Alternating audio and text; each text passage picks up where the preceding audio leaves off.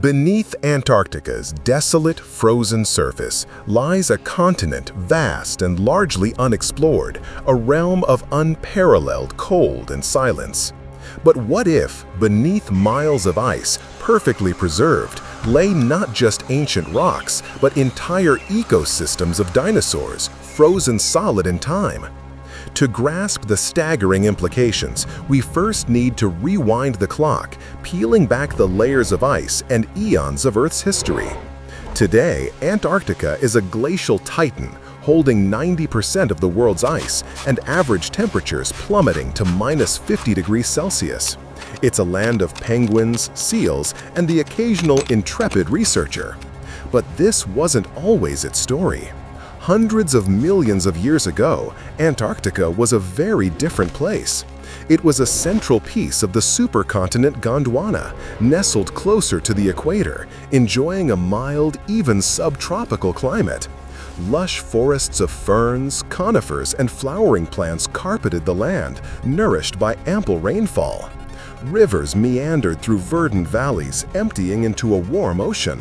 And, critically, dinosaurs roamed these ancient Antarctic landscapes. We know this not from frozen specimens, but from the fossil record. Paleontologists have unearthed fragmented bones, footprints, and fossilized plant remains from the trans-Antarctic mountains, revealing creatures like the towering sauropodomorph Glacialosaurus and the fearsome theropod Cryolophosaurus.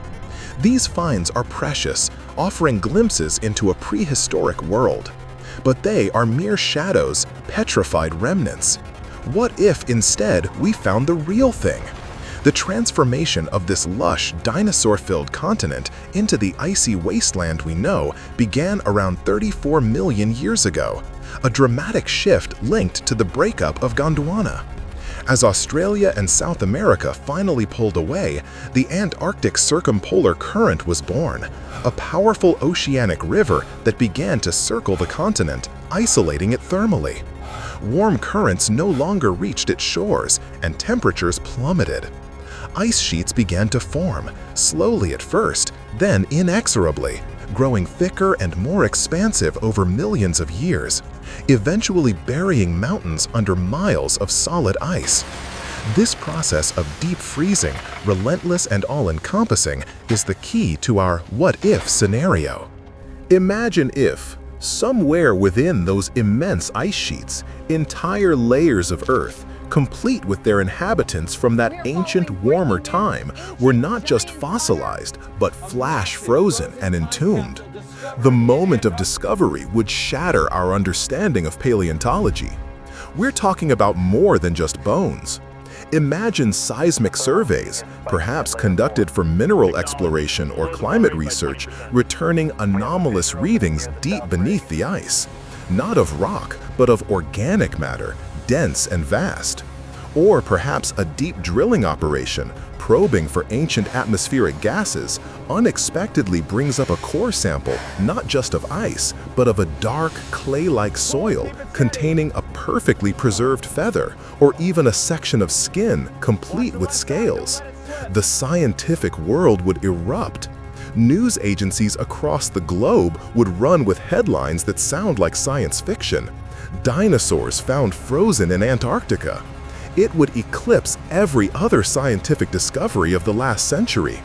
The initial challenge would be immense. Excavating anything from miles beneath Antarctic ice is an undertaking of colossal proportions. We're not just chipping away at a few feet of permafrost.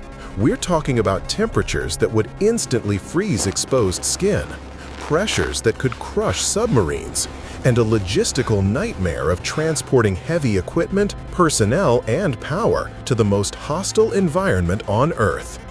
Specialized ice-penetrating radar, advanced drilling techniques, and perhaps even geothermal melting systems would be deployed. The sheer volume of ice to be removed would be staggering, requiring new engineering solutions. We might see the construction of vast, pressurized, heated research stations beneath the ice, creating artificial caverns around the discovery site, a true marvel of human ingenuity. But the rewards, oh, the rewards! The scientific payoff would be beyond anything we can currently conceive. Imagine the first successful retrieval. A fully intact dinosaur, perhaps a juvenile Cryolophosaurus. Its skin color still vibrant, its eyes glassy and unfocused, every muscle fiber and organ preserved. The amount of information contained within a single specimen would rewrite textbooks overnight. But the rewards, oh, the rewards! The scientific payoff would be beyond anything we can currently conceive. Imagine the first successful retrieval. A fully intact dinosaur, perhaps a juvenile Cryolophosaurus. Its skin color still vibrant, its eyes glassy and unfocused, every muscle fiber and organ preserved. The amount of information contained within a single specimen would rewrite textbooks overnight.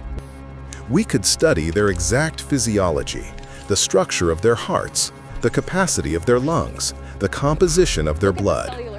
Their original skin patterns and colors would finally be revealed, moving beyond educated guesses based on melanin preservation in fossilized feathers. We could see for the first time the true living appearance of these creatures, not just their skeletal frameworks. Beyond individual specimens, the discovery of entire frozen ecosystems would be a treasure trove. Imagine finding a small herd of herbivores, a predatory theropod lurking nearby, and the flora they fed on, all locked in a moment of time.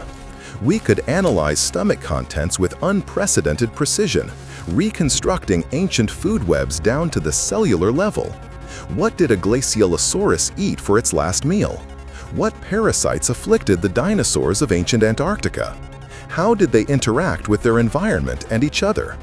This would provide a complete holistic picture of a prehistoric biome, offering insights into climate, botany, and animal behavior that are currently impossible with only fossilized bone fragments.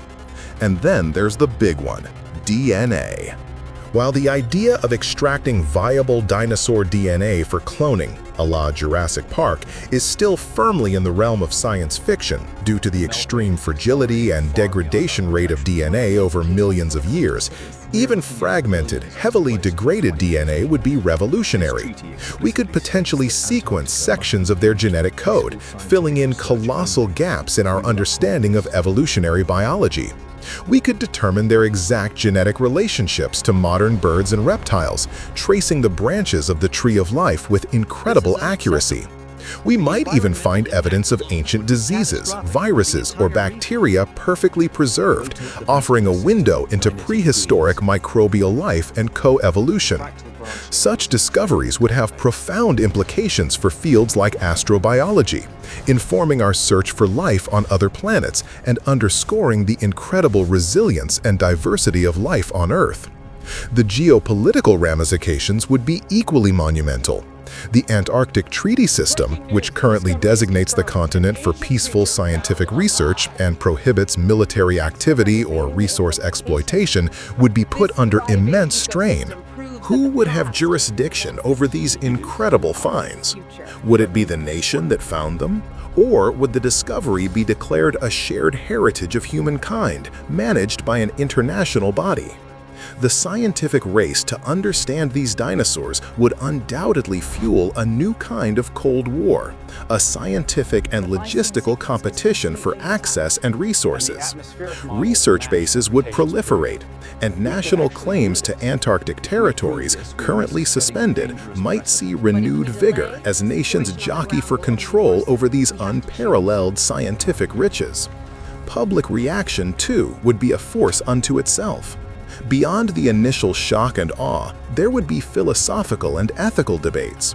The sheer spectacle of perfectly preserved ancient life would spark conversations about our place in the natural world, the fragility of existence, and the incredible passage of time. Art, literature, and media would undoubtedly be saturated with imagery and stories of these frozen behemoths. New scientific disciplines might emerge, dedicated solely to the study of these cryo-dinosaurs. Ethically, the world would grapple with questions of preservation versus study. Should these specimens be thawed and dissected, Or should some be kept frozen as untouched reserves for future generations and technologies? What if ancient microbes or viruses were to be released upon thawing, organisms that current life forms have no immunity against? The risks, though potentially remote, would demand unprecedented levels of biocontainment and ethical oversight. The very act of interfering with such ancient, untouched life would challenge our moral boundaries. The discovery would fundamentally change our perception of Earth's history, not just for the dinosaurs, but for the planet itself. The surrounding ice and rock would provide an unparalleled record of ancient atmospheric composition, volcanic activity, and climate shifts, all anchored to the precise moment these creatures lived and died.